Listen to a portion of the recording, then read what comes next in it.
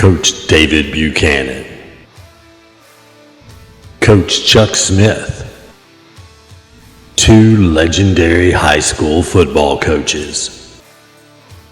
This is the Coach's Office, a behind-the-scenes look at Kentucky high school football. Brought to you by Vescio's Sports Fields. Welcome to the Coach's Office, behind the scenes with Chuck Smith and David Buchanan. This is off-season 2, episode 5. We've done 5 episodes this off-season so far, or this will be the 5th one. I'm Chuck Smith. I'm joined by co-host David Buchanan, podcast editor, flashback storyteller Mac Yoakum, and our social media manager is Noah King. Now, also, our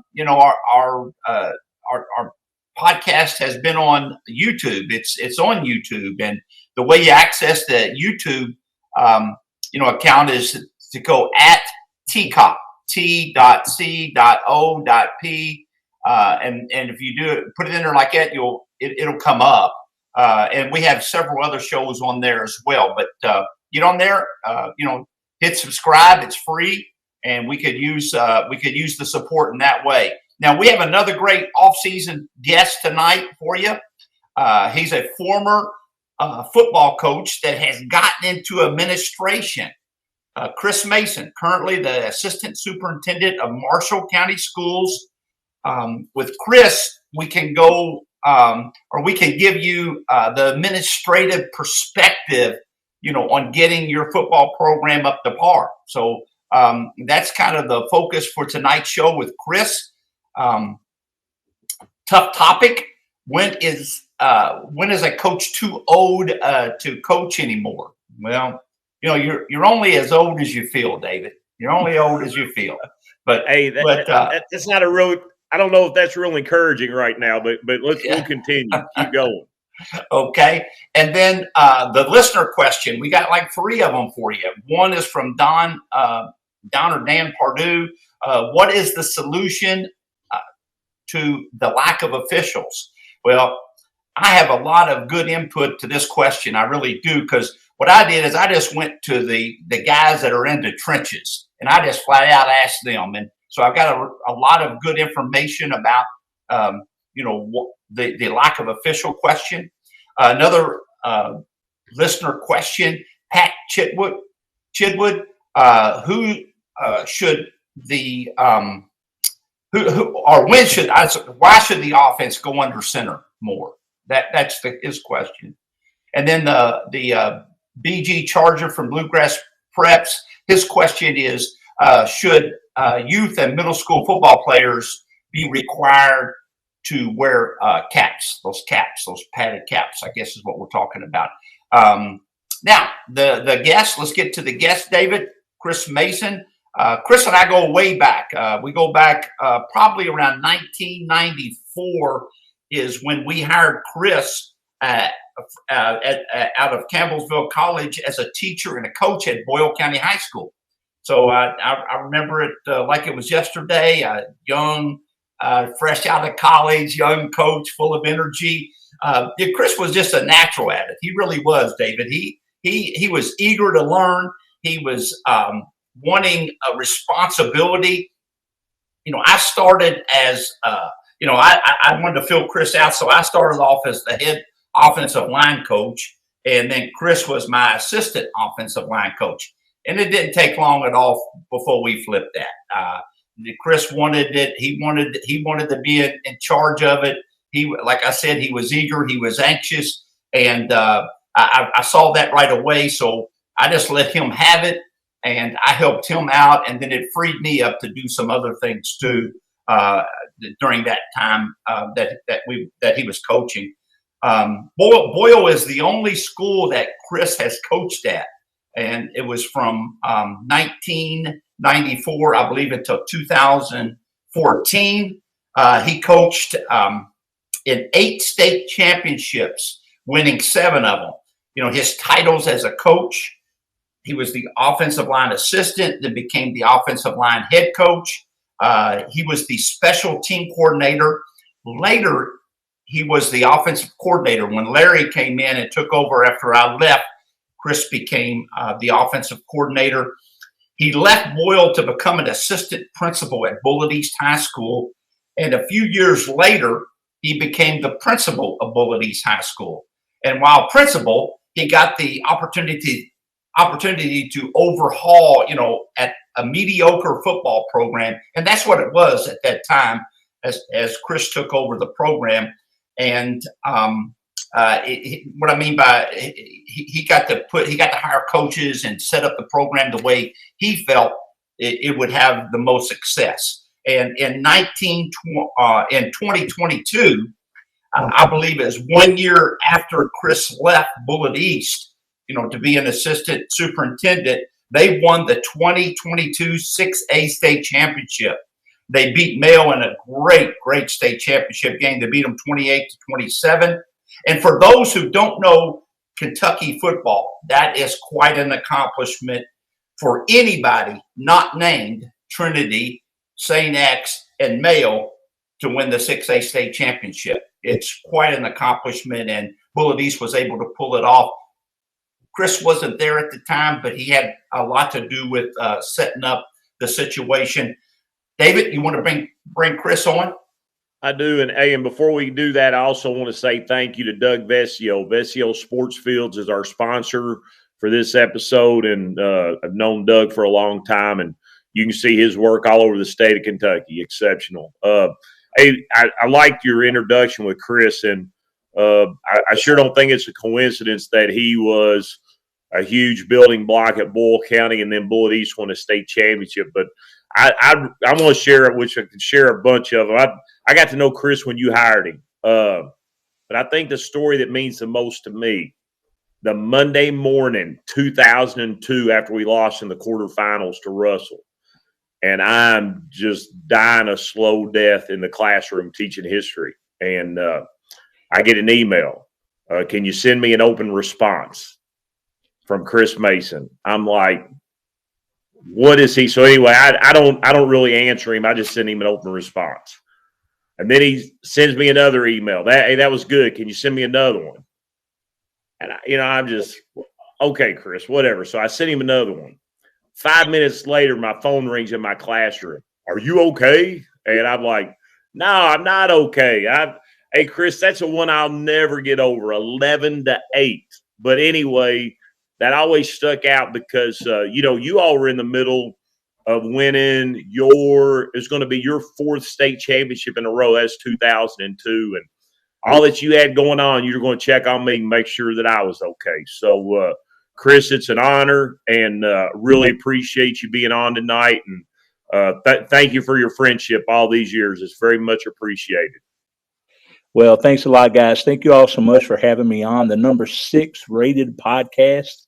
That's awesome. After, just a few years here, or a couple years. And, David, after Coach Smith and myself, and I'm sure there were probably some other assistant coaches that came up to scout you guys, and we were trying to get your no huddle terms and everything. Seahawk 24, we remember all that. Chuck told me, he goes, right. He said, "Big boy, write that down real quick, and we'll ask David. We'll ask David what that play is." I said, "Well, hold on.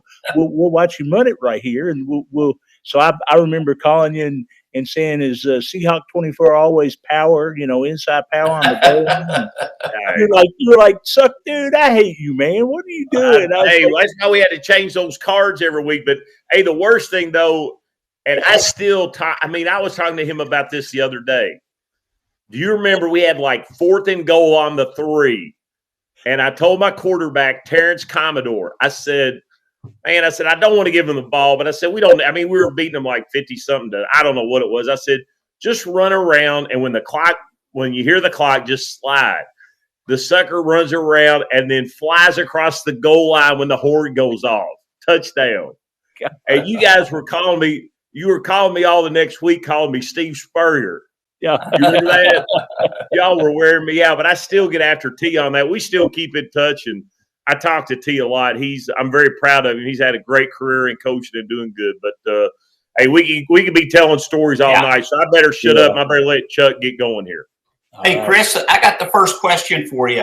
As a school administrator, what role do you see athletics playing in your overall school culture? Gosh, man, I'm telling you, and and I'm gonna speak a little bit about everything. I mean, football and fall sports really set the tone for the whole school year. And the thing that I've found out at the 3 stops that I've been at is that if you're successful in extracurricular activities and athletics, and you get the school year started off right, and you build a lot of school pride and school spirit, and you build a reputation for your school. It leads to other great things. I mean, it leads to great academics. It leads to great test scores. It leads to leadership responsibilities for kids that they may not get. I mean, heck, it even leads to good attendance. If you may have a kid, and we've probably all had kids that the only reason they came to school was to be able to play athletics. And that's important because we want them there. That's it. That's the only way we can make them learn and really do the best that we can for them. But like I said, just those things. And the big thing is it also brings kids from different backgrounds together. So the inclusivity and the diversity, that's a huge thing for high school sports and for high school kids to be able to get along and accept one another and be able to communicate with one another. And it's just a shame that we've kind of moved to everything is on the daggone cell phone now, where I can remember when I was playing ball. And I'm not going to get into a lot of this right now because I know Dave's got a question about high school and stuff, but we never even thought about it. I mean, heck, when I was in college, my first year at Boyle, I didn't have a cell phone. I had to call my wife on the daggone phone and tell her I'm going to be running late because I didn't know this maniac guy over here that's coaching had a 3.5-hour practice. And I told her, she goes, 3.5 hours? Good grief. And I said, honey, we started over twice, and I said, but we got it right, so it just leads to, it really does lead to success for your school. I mean, look at the reputation that Boyle County has now, and even the reputation that Bullitt East, with, like you said earlier, Chuck, with them being able to beat Male, Trinity, and the St. X, that group, the big 3. And our big push when I was there was, why can't there be a big 4? Why can't Bullitt East be that big 4? And I think that Coach Kendrick's trying to do the best that he can with that. It's extremely tough, but their academic success has gone through the roof. Also, we turned some things around when we were there, and it wasn't just me. It was our whole team and our kids and our parents and our community want it. It's just a big sense of pride for your community also. And I think it just gets the whole school year started off right, especially football. Awesome. I agree. That's good stuff. Hey, so I mean, you're right. This next one's a 2-part. I sort of snuck in 2 into 1, but you played for Raymond Webb, who gosh, I've known him since I was a little guy. My dad was coaching wrestling and football at Boyle, and he was at Frankfort. You've coached with Chuck Smith, 2 absolute legends. What did you learn from them that makes you a more effective leader each day at Marshall County?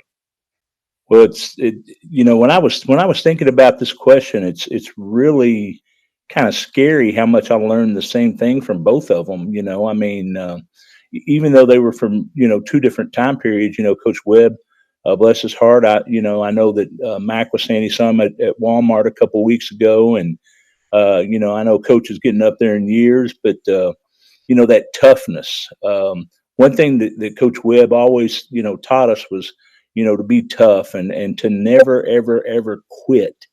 And that was something that I think that has really kind of been in the back of my mind quite a bit since becoming a school leader.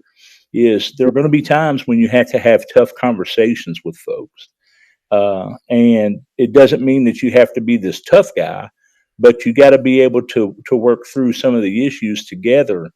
And both Coach Webb and Coach Smith taught me a lot about teamwork.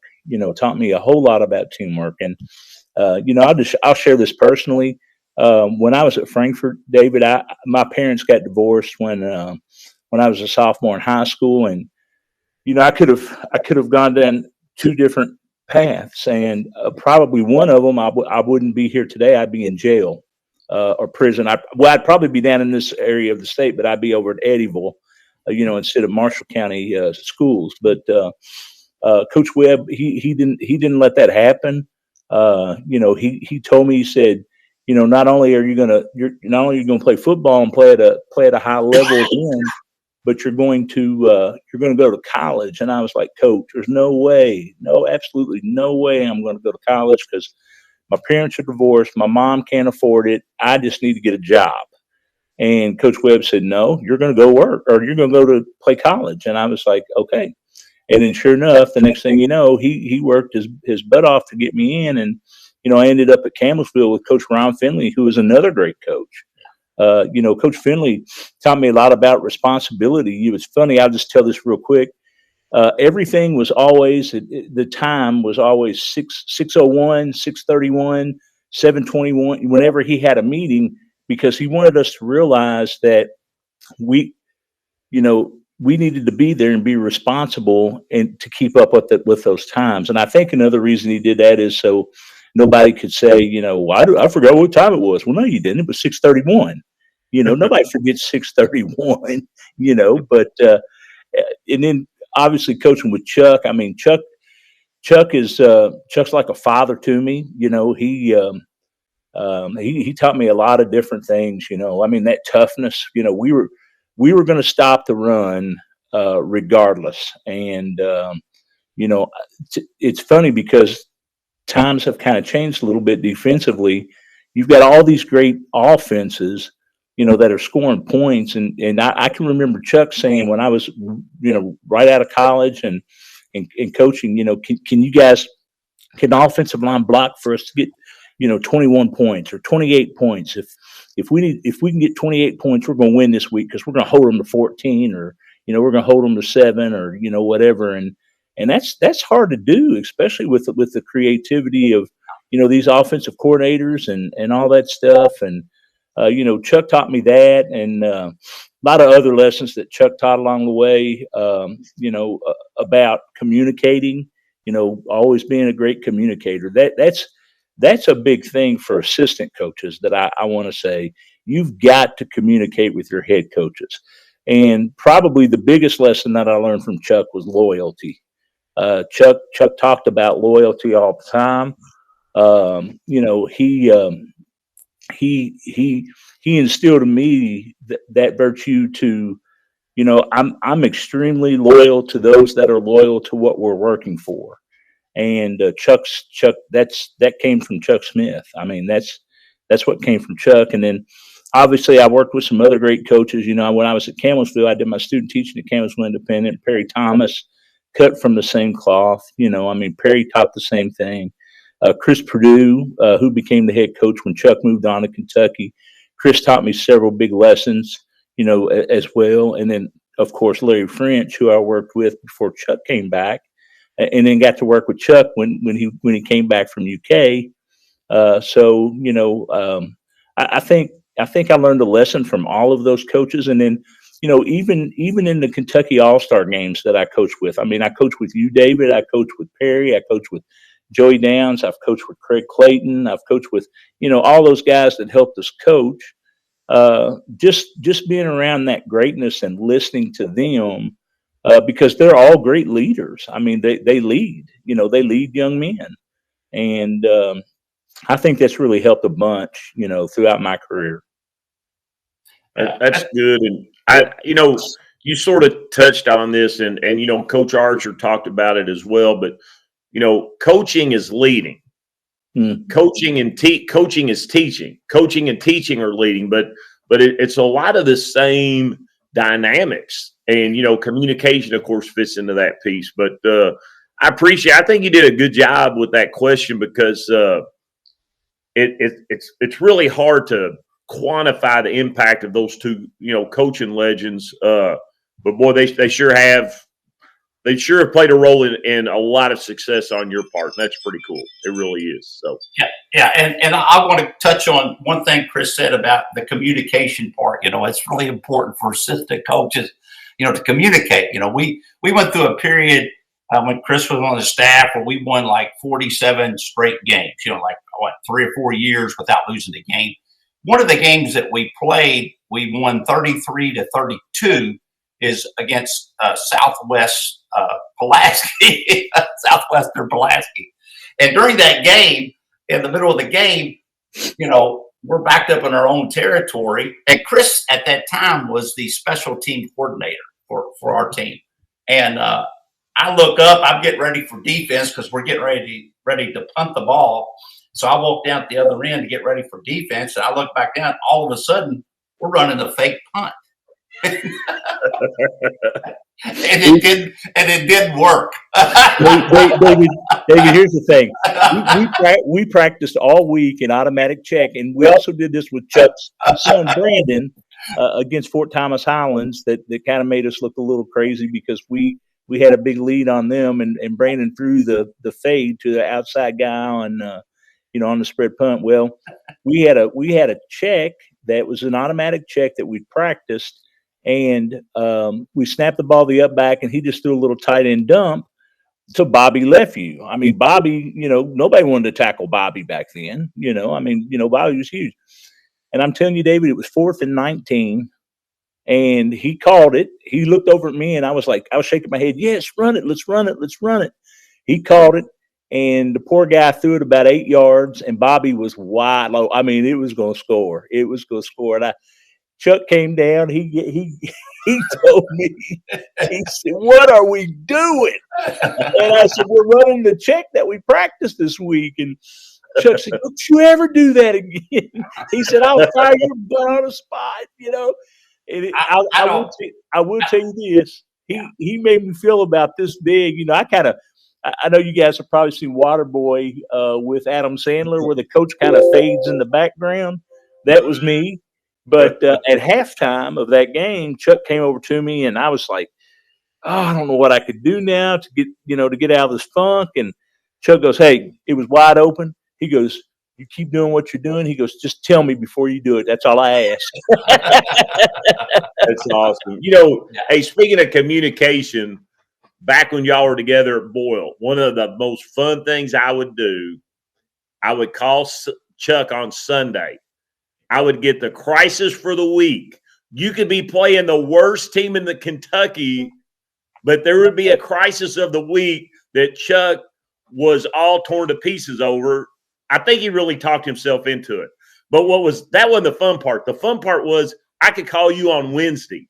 Verbatim, you would say what Chuck said on Sunday. He had all you guys drinking the Kool-Aid. All y'all were you were all united in this crisis that was going to dismantle Boyle County football, and we would never see it again. And it was just miraculous how then on Fridays you all could somehow pull it all together and you'd win again 80-0. But it always worked out. That's great. Chris, let me get back to the question here. Here's my second question to you. It's there seems to be a shortage of coaches in general. What do you see as the reason? Is it a concern? And how should administrators address this concern? Man, I'm telling you, it's getting tougher and tougher every year to hire coaches. And I'm not just talking about head coaches. I'm talking about assistant coaches. You can't hardly find them. I mean, I can remember coming out and, in 94, and I interviewed for 3 positions, back then. And it seemed like every time I interviewed for a position, there were a bunch of people that were, trying to get that job. And, and it's getting tougher and tougher. And I think that you got to be creative. I think obviously you got to recruit. One thing that when I was a principal, and my roles kind of changed a little bit now, but I still want to help, all of our coaches recruit. And find the best hires that we can, because I know if those guys can coach football, they can teach in the classroom as well. We've got to do something different. And in some of the reasons, and I hate to kind of put this out there, but it's a large commitment. I mean, it's a large time commitment. I mean, you think about it, with what you're being compensated and the number of hours that you put in as a coach, that's tough. And if you don't have a wife or a family that understands that, you may not be able to do it, and so, I think you got to be creative in your scheduling, your practice schedule. I think, like Chuck, you always gave us, that Saturday off. Most of us would still kind of break down film and get ready for Sunday because, on Sunday afternoon after church, we'd all meet up and, start breaking film down for the week. But at least we got to go to, if we wanted to go watch UK play football or U of L or something, if we wanted to go watch a game, we could, or we could, watch a big Saturday on football. I think you got to be creative in your scheduling, as well. And, but I don't think that you can get too creative because you still got to have time to get the work done. Yeah. You gotta work. I think the lack of support by some administrators, lead to this. Unfortunately, there are some schools that, they don't support athletics, very well. I mean, as far as facilities, as far as, equipment, uniforms, just the little things like that kids can take pride in, your coaches could take pride in, and not only that, but also like professional development type opportunities for coaches being able to go grow. Some districts don't allow that. They don't allow their coaches to go to clinics. And, that I just think that's a big part of it. I think that, one of the main things that I kind of jotted down was the increasing demands and expectations on coaches, and not only from administrators, but from parents, from the community. And that gets tough. I mean, that goes back to that commitment. I mean, yeah.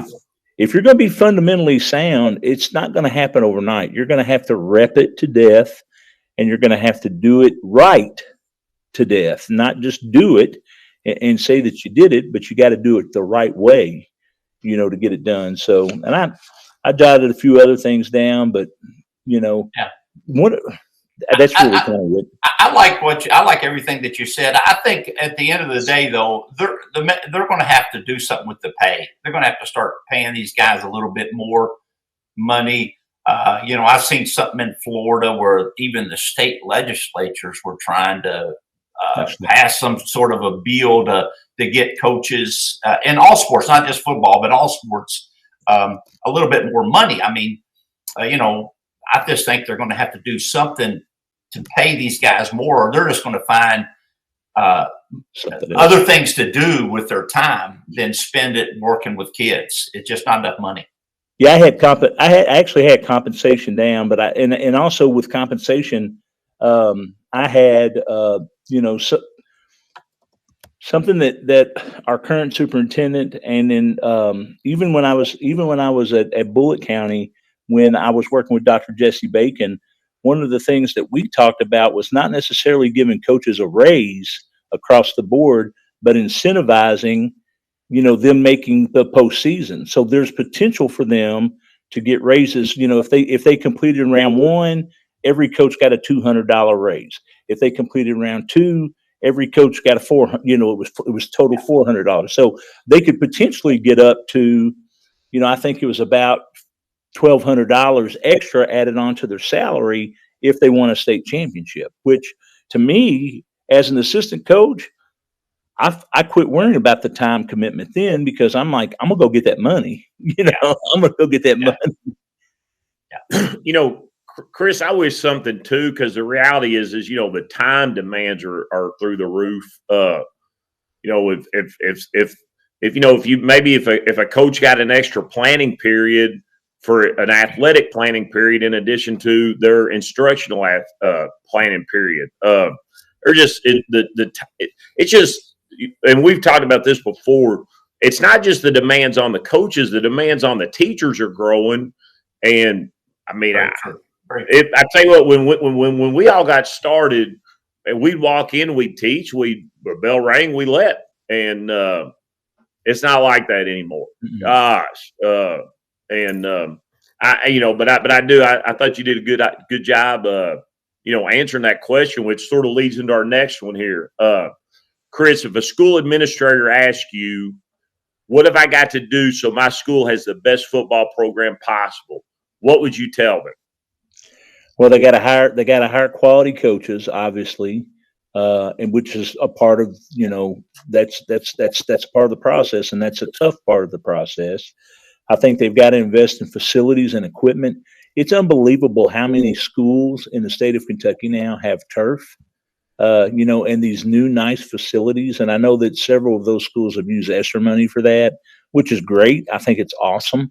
But you have to be able to do that, even if you get, a new set of uniforms, that's something that a coach, I think, appreciates. If you get, if you do renovations to the locker room and you upgrade the locker room so kids will have something to take pride in, you resprig the practice field if you have a Bermuda practice field, or even if you have turf, take care of that stuff and do those different things. And obviously you got to have a strong youth program. I mean, that's the big thing.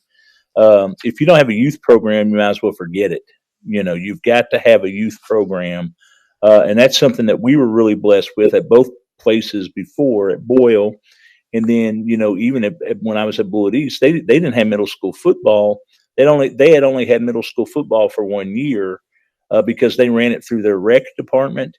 And then they started a middle school football for the Mount Washington area, which was the feeder schools, the 2 feeder middle schools for Bullitt East. And that's made a tremendous impact, on the community. And they even started their own youth program and pulled out of the greater Bullitt County youth program. They started their own program. I think the coaches have to promote academic success. They've got to promote that. I still believe that if the coaches are requiring their kids to study and work as hard as everyone else in the classroom, and they're giving the extra effort on the practice field, I don't know how anybody can have an issue with that. I just don't. And then they've got to develop a competitive schedule. They've got to get out in the community. They've got to engage with the community. There's so many things now. That doesn't mean that you have to go out and be buddies with everybody in the community, but you've got to be visible in the community. You've got to work the community, and you have to do that. And then the other big thing, and I know we really worked on this too at Boyle, and obviously, at a lot of different schools, even when we're at Bullitt East and here in Marshall County, there's always that 2 or 3 kids that are on your team. They're kind of outlaws. They could potentially get into some big time trouble if you're not a good influence on them. And so one thing I want to do is when I'm trying to hire a coach, I want to emphasize character development. I want to promote our kids. I want to promote our program, and I want those kids to be the best possible young men that they can be. And I know they're fighting a lot of different things. I know they are. I know that when they go home, those expectations are not there. I know that. Some kids may come to school, and the day after football, their senior year, they may quit and get their GED.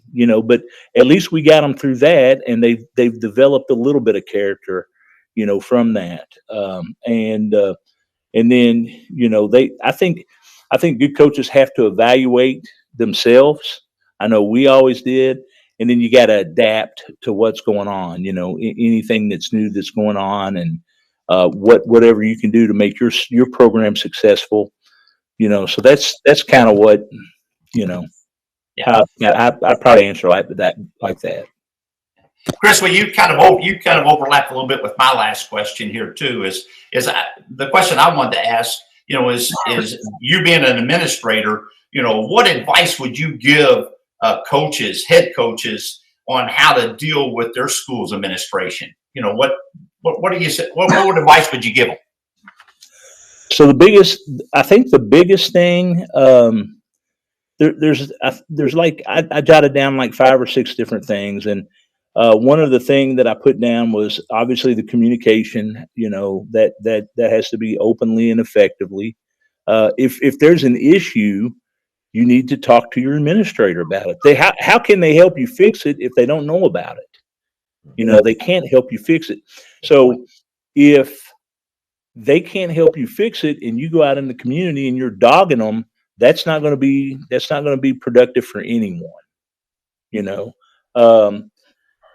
The other thing that coaches need to do is they need to understand what the school's priorities are and what their policies are. Also, they just need to understand those policies. And I'm not saying that they have to be, legislators and know every KRS law or, anything like that, but they need to know, what are the school's priorities? What are their goals? How do they want to move forward? What do those policies and procedures look like? And they need to be good leaders and show others that they're taking that serious as well. And then really the last couple things that I put down is respect the chain of command. I think coaches need to respect the chain of command. I think that they need, and then the last thing that I put down is and I know early in my career, this was really hard for me, but I think the older that I got, hopefully I've done a little bit better job of this, but show appreciation and gratitude. I think that's very, very important. If your head coach goes over and, is talking to, maybe comes over and talks to the assistant superintendent about, incentivizing playoffs so his assistant coaches can get raises. And, even if it's $100 per round, that's an extra $500 that you weren't getting last year. You need to be grateful and you need to show some gratitude, towards that. And just instead of saying, hey, that's going to move me to the next tax bracket. I don't, I've heard that before. Yeah.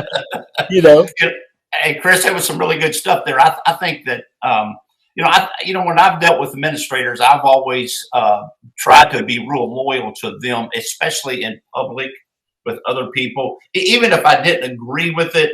And I could sit behind closed doors in our coach's office and we could talk about how we didn't agree with it. But once we left that coach's office and we got out into the public, we always were very loyal to our administrator, our principal, our assistant principal, our superintendent, just because that's the way I think it should be.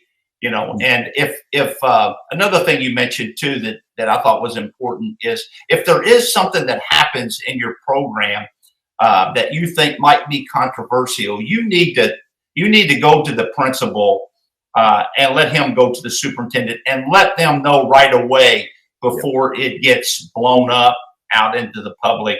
That's what would really tee me off as a leader, is if I heard about something in the community before I heard about it from my head football coach. And so I do think that's you touched on both of those things. I think they're very important.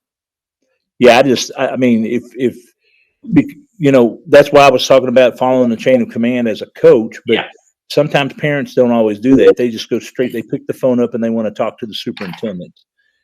So if there's something that's controversial, let the head coach know. And then, one other thing that I did put down, I failed to mention is, and David and I have talked about this quite a bit, is I think it's important for our coaches to seek input, from those leaders in their district. And especially, if you've got someone that's been involved in athletics and can help you along the way, ask them. They may have experienced it. They may have experienced that. So I just wanted to say that too. Yeah. Well, Chris, we sure. Yeah. Go ahead, David.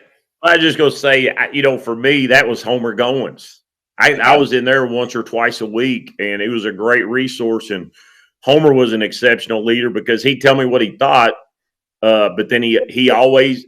I mean, I don't think he ever really stepped in to say, hey, you got to do this or that. But you're right, and I think that really helps build a relationship with your administration when that can take place. But hey, Chuck's Hey, you did a great job, Chris. Go ahead, Chuck. Yeah, that's what I was going to say. I thought he did a really good job with the questions. I think he gave the listeners, a different perspective of, football, from the administrative, their point of view, and I know with administrators in the past that I've dealt with, the Tommy Mills and the Tom Browns. And, when I went and asked them for stuff, they would never say no. They would always say, well, I can't do it like that, but let's try to figure out another way to get it done so that you can get something like what you want. And to me, that made me want to work harder for those kind of guys. And I don't know. I think you did a good job of giving a different perspective of what administrators, how they respond and what their point of view is, and it's not always just from the coach's point of view. They have their side of the story too. Hey, I'm going to put y'all on the spot here at the very end, but I know you didn't know this was coming, but y'all can handle it. I've always thought that the success of a football program, maybe more than most or even anything else in a school system, reflected administrative support, reflects the administration's commitment to the school and the community. I'm just curious, do you all agree or disagree with that? 100%. Yeah. 100%. Yeah, I agree. I agree 100% also. I do. Yeah. I've always thought that. I've thought that football, because there's so much that goes into being great in football. A coach can't really do it. It's going to boil down to your administration. And you can do a lot and you can move the needle, but I'm saying to really go to another level, it's got to be your administration. Well, the coach only has so much power. The head coach has only got so much power. The principal and the superintendent have the ultimate power. And the coach can have the vision. That's he needs to have the vision, and then he's got to be able to sell that vision to the principal and the superintendent, and they've got to buy into it. If they do, you got something special, and if you don't, then you beat your head against the wall. Yeah, I agree. Well, hey, Chris, thank you so much. We appreciate you. No, thank you guys. It was an honor and a privilege to be here with you, and glad to get to talk about this. And like I said, I wouldn't even been in this position if it weren't for you guys. I mean, you guys have been great friends, colleagues, leaders that I've looked up to, and I really appreciate it. See you, Chris. I'm very proud of you, Chris, and appreciate you. Hey, our tough topic from Larry Vaught: when is a coach too old to coach anymore? You want me to go first, or you want it? Sure, you usually do. All right. Well, here we go. First of all, I would say this: I don't think it's a number. I really don't. But I think the first thing you got to look at is this: does the coach have the energy and the will to fulfill his role at the best of his ability? And I think both of those are critical. Now, and I say to fulfill your role, when I was a younger head coach, I ran the scout team offense. I mean, I played quarterback. That's how I got this tooth knocked out. Well, I'm not going to be running the scout team quarterback anymore. I mean, those days are over, but I've still got to have enough energy and, the will that I want to do it. And I also would say this, and obviously I don't want to get into, who and so forth. I remember one time, of course, I've been doing it 32 years, so there's a long span. But I remember coaching against a legendary coach, and there were things going on that team and in that program that were very much out of character for what he was as a head coach. And since that time, I've always said to my guys, I said, look, when it's my time and we're not getting it done, I said, you tell me. I don't want to be that guy that hangs around, and I want to coach a long time, and I hope I can, but I don't want to hang around so long that I'm not doing my job, I'm not doing it well, and the program begins to deteriorate. Yeah. Well, my answer to the question is when is a coach too old to coach anymore? I think, a couple things that you said is, I think when you lose your fire and your motivation as a coach, when you lose that, when it becomes work, Coaching has never been work for me. I absolutely love it. It's never been work for me. But when it becomes work, then or you dread going, or you'd rather be somewhere else, then maybe it's time to do something else. Or when the players and the kids don't respond to you like they used to, and they feel that you're not in touch. Okay, as we talk about all the time and discuss all the time on this podcast, a big part of successful coaching is building that relationship with the players and also your coaches. And if that age difference, prevents you or prevents that from happening, that relationship building, if it prevents it from happening, then it might be time to give it up. I don't think because you get old, you can't coach effectively. Like you said, I don't think there's an age limit on it. I don't think just because you get old, because I know a lot of very good older coaches that are very successful at doing it. I think the things that I listed about, the fire and the motivation, well, that I've seen that happen in a lot of young coaches, and they haven't been able to relate, or they haven't been able to build those relationships. So, it's not really an age. I think it's more of the motivation and the relationships that you're able to build no matter what age you are. I always say that you'll know when you know that it's time. I always say that because I really believe that.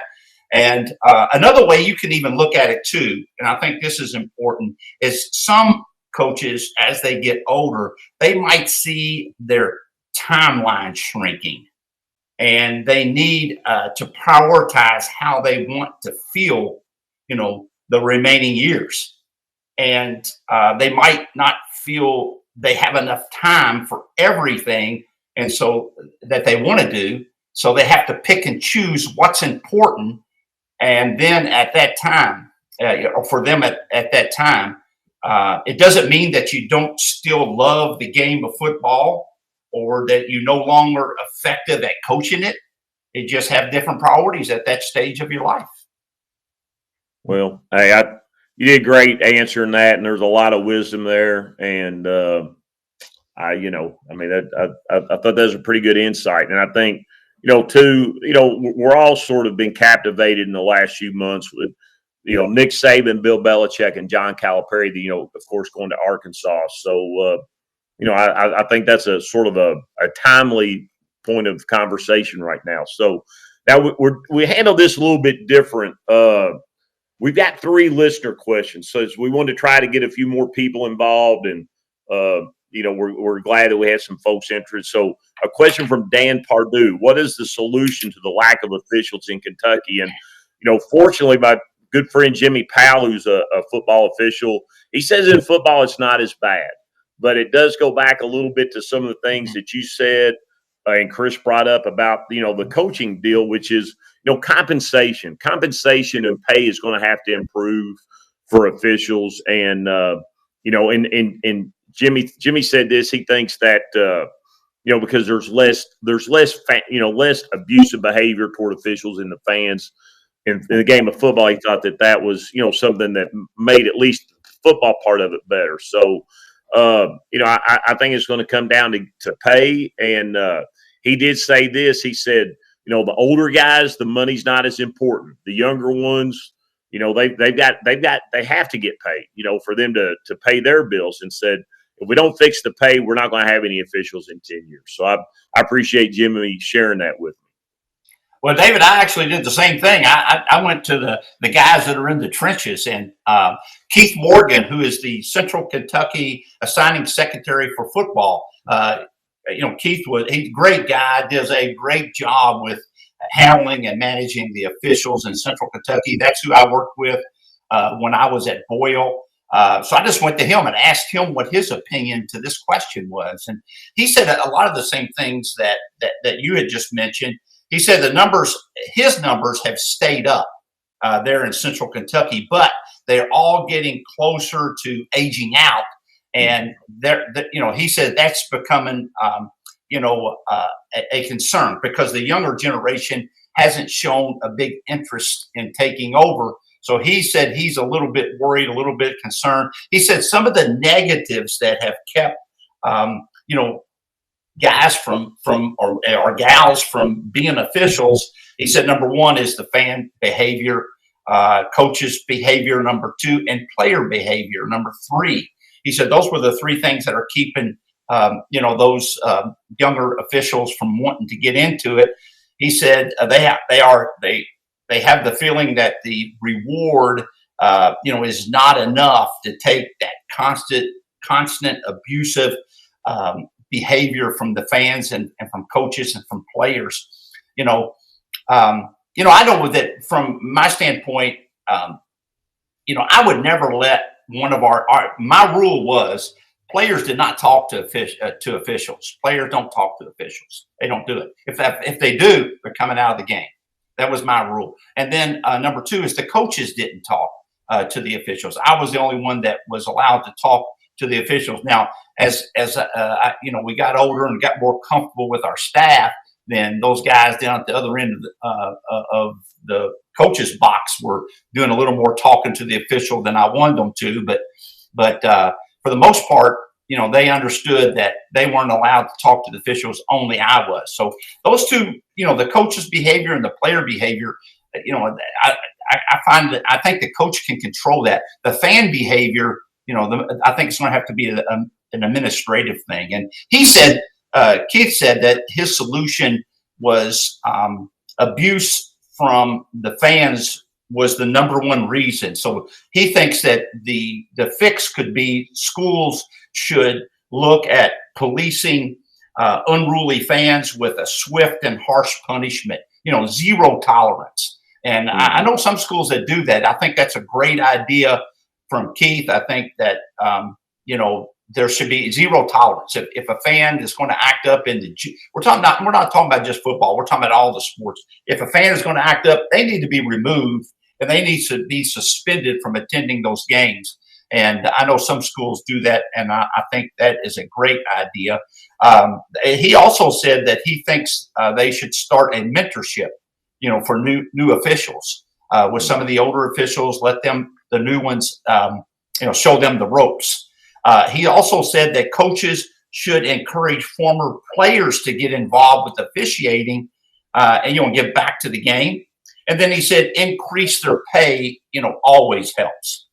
So this was information, from Keith. Another thing that I always told our players is I said you can't control the officials and you can't control the weather. And so, we can control everything else, but you can't control those two things. So that was always my philosophy and my belief.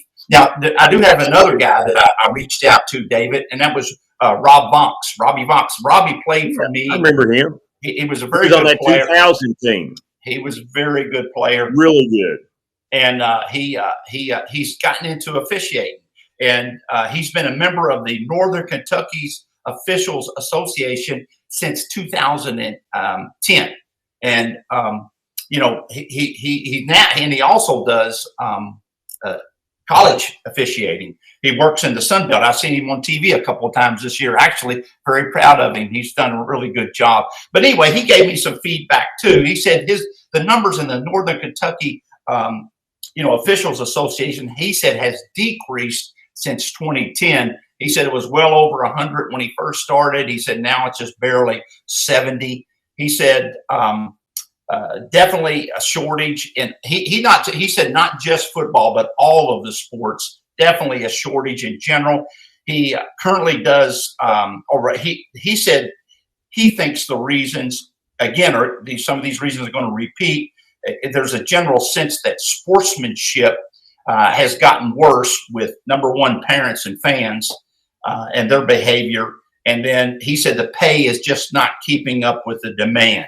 Maybe that's why he is doing more college than he is high school now, because just a lot better pay. So maybe, pay is definitely brought up by three different guys. I think,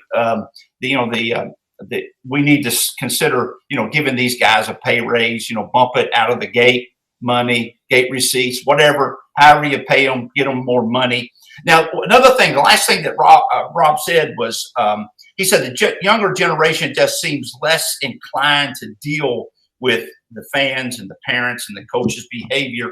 And he said it was really interesting to me because he said that what's happening is when these guys start becoming officials, they start like maybe rec league, little league. They start there, and and it's less. You know, in high school, you don't see a whole lot of it. You see it, occasional parent being irate, getting out of hand. But you go to the little league games, basketball, football, baseball, it is absolutely crazy. And if I'm an official, a young official, and I think this might be something I'm interested in, they see that and they experience that. He said they're done. They're not going to do it. It's not worth it to them. Go ahead. I'm sorry. I was just saying I really appreciated Keith and Rob, getting back to me and giving me some input. I think it's really good information for our listeners. Hey, I'd add this too. You know why the parents are getting worse with youth league sports? Because they're crossing that county line. Because there's more travel teams. And when things are in-house, it's not the same. But you cross that county line, it's about winning. And it goes to a whole other level. And that doesn't mean that there isn't some of that in-house too. But it gets worse because we're not in-house anymore. Everybody's trying to have a high school experience earlier. And I probably need to calm down and don't need to go down that road right now. But it has gotten worse. And I think coaches, players, everybody, when you cross the county line in youth sports, I think it's about winning, and I don't think youth sports needs to be about winning. It needs to be about developing fundamentals and having fun and coming back the next year. But that's me. But they're raising the kids different today than the way we raised our kids. Everybody knows that. Whether it's good or bad, whether you agree or disagree, it is a fact, and that is leading to a lot of the problems. Well, yeah, and I appreciate the input from those gentlemen. Hey, so Pat Chitwood says, why should offenses go from under center more? I like going under center because I like the fact that the ball didn't have to travel 5 yards from where you start every snap. I think that it's easier to threaten the A and the B gaps when you take an under center snap. And I think it also really helps with play action. I think it makes it a little more deceptive and better to hide the ball. So, I'm not one of those that thinks you need to be exclusively under center. I think there's a place for both, but I absolutely think there's value in going under center. Well, why should offenses go under center more? Only with victory offense and end of the game. At the end of the game, or maybe the 4-minute drill at the end of the game. I don't know, David. Today's offenses in high school football, or in football in general, it's at an all-time high. In terms of scoring points. I mean, it just in terms of scoring points, they're just all-time high. They're just really, really good offenses. All of the advantages, all the rules have changed. The offensive have all the advantages of scoring points. They got that check with me at the line of scrimmage. They got that, no play. The official in the box up there. Everybody thinks you can hide your coverage. You can't hide them.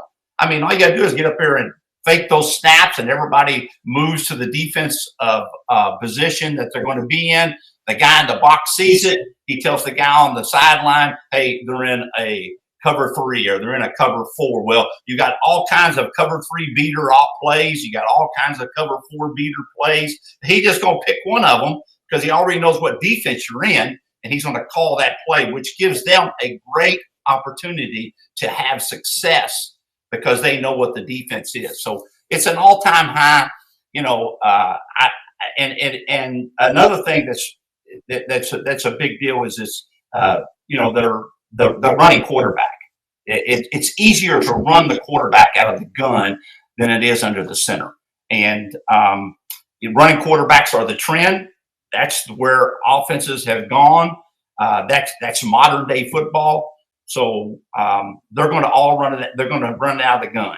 And I don't know. I just think victory offense at the end of the game, maybe goal line, maybe 4-minute drill. Hey, if you want to run some bootlegs still, you run. I know you can run them out of the gun, but under the center, that bootleg is pretty effective. But that's about the only time you need to be under the center in today's football. There you go. All right, so here. Well, I know you hated that answer. No, I liked it. I don't think it's an all or nothing deal. I mean, these guys that are like, you've got to be shotgun or you've got to be under center. Just like playing fast. I'll hear guys talk about how we play fast all the time. Well, there's a time you don't need to play fast. And I just think that there's a place, there's a lot of different ways of tempo of playing offense. There are advantages, there's disadvantages. For example, in our what we call hog, if we can direct snap to the fullback, which is something we can do, then having a quarterback under center is not as critical. But then Jack Roberts busted me in the mouth. He says we're playing on 7-on-7. Says, David, that's not single wing football. So, I mean, it's just we could take 2 hours on offense and under center and shotgun. So, hey, let's move on to the next one. You're going to go the first on this one. This is BE Chargers from Bluegrass Preps. Should youth and middle school football players be required to wear guardian caps? And I'll let you take this one first. Well, I don't know. I don't know the stats. I mean, are there a lot of them getting hurt? I mean, is there a reason why they should? I don't know. I don't know the stats. You may know the stats. I don't know. Every youth league game that I've ever been to, and I've been to a lot when I was a head coach at Boyle County, I would go to the youth league games and, watch the players and meet the parents and all that other stuff that head coaches do. I never seen any of them hit hard enough to worry about, an injury, from contact. I really didn't. So, but here's my answer. If it makes the parents feel better, then why not? If it's a great sport, it teaches so many values, whatever it takes to get them out, I'm for it. That's a good answer.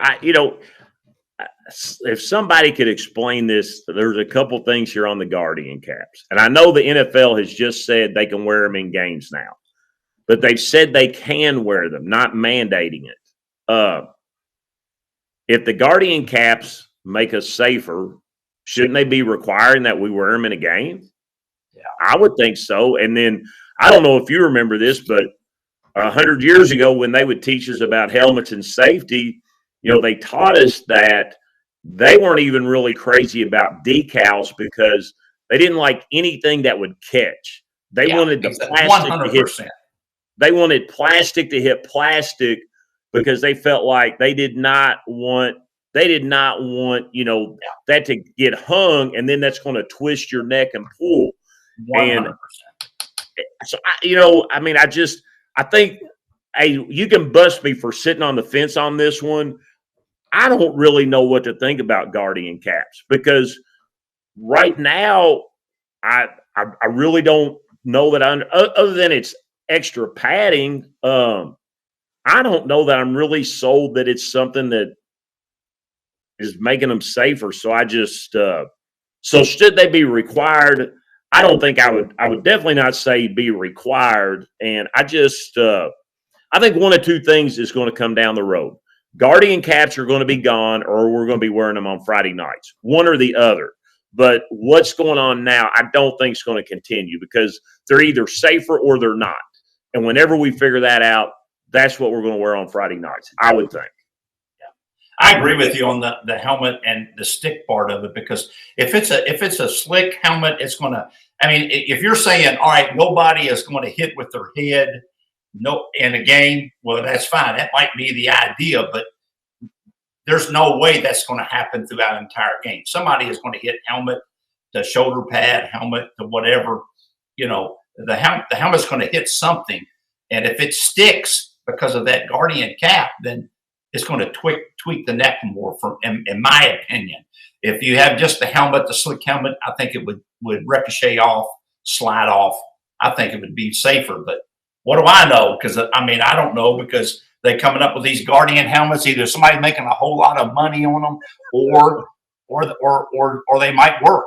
I'm not saying one way or the other because I really don't know. Yeah, and that's what I'm saying too. I really don't know either, and I'm curious to see how this plays out. So, hey, before we shut down here, I tell you what, I was talking to this gentleman quite a bit on the phone in 2020. Coach Gary Rankin, who's a Tennessee high school football legend. He'll be our next guest on June the 6th. And when Tennessee was about 3 weeks ahead of us with football, that's who I would call to get help. And he really helped the KFCA and really Kentucky high school football know how to navigate the summer. So I'm really looking forward to having Coach Rankin. And shout out to Noah King. Noah was able to get that done. So we're excited to have Coach Rankin. Yeah, that's great. I'm looking forward to that, David. I really am. I have a lot of respect for him. I don't know him personally, but I followed, obviously, all the success that he had. Hey, David, Doug Vescio sponsored the show. What a great – I'm telling you what, if I was putting in turf, and I had control over it, that would be the person that would put my turf in. I think he does a great job. He put bulls in when I was there.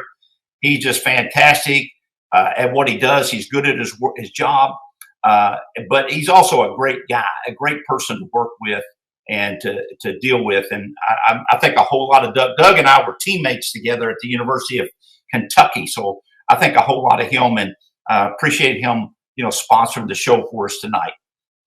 Yeah, I appreciate Doug. He did some things at Mercer, and he put in Mercer softball and baseball fields, which are absolutely beautiful. So Doug he's exceptional, and again, I appreciate that as well.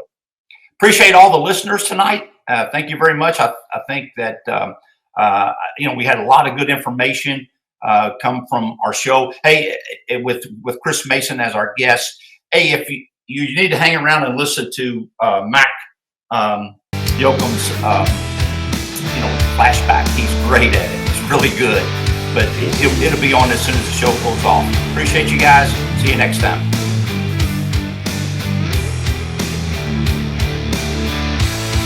In this week's flashback, we go back to 1955.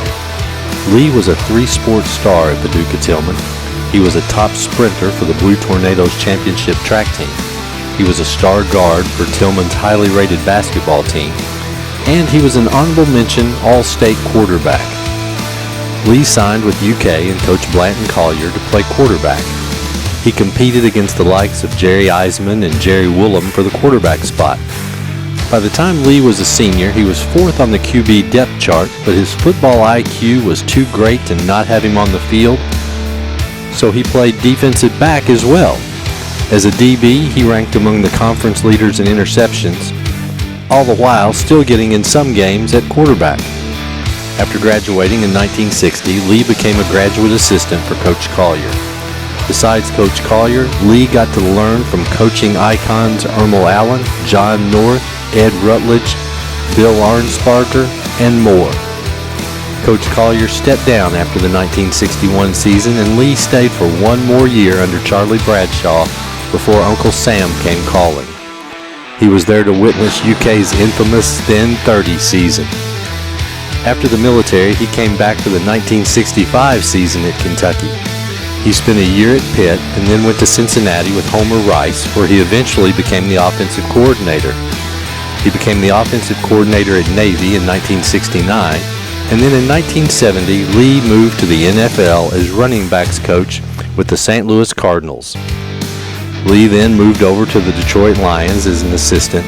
Then in 1973, one of Lee's old colleagues from UK, Chuck Knox, got the Los Angeles Rams head coaching job, and he brought Lee in as his wide receivers coach.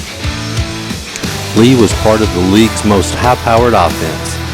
That led to Lee, or as we might as well tell you, Leeman Bennett, getting the head coaching job with the Atlanta Falcons. In Atlanta, his grits blitz defense set a 14-game schedule record by only giving up 129 points. He took the Falcons to a division title in 1980. He took the Falcons to one more playoff appearance in 1982 before he was let go in 1983. He was the first Falcons coach to depart with a winning record. He was out of football for 2 years before Tampa Bay brought him in to take over for John McKay. 2 consecutive losing seasons led to his firing, though, in 1986. But Leeman Bennett found success after football. He bought an Atlanta car dealership. He became chairman of the Peach Bowl Selection Committee. He sold the car dealership and became director of development for the Greater Atlanta Christian School. Then he founded the First National Bank of Johns Creek in Alpharetta, Georgia, and he became part of the Falcons radio network. Leeman Bennett is in the Atlanta Sports Hall of Fame and the Kentucky Pro Football Hall of Fame. Leeman Bennett, from Paducah Tilghman to the NFL. Join us next time for another edition of the Coach's Office podcast and another football flashback.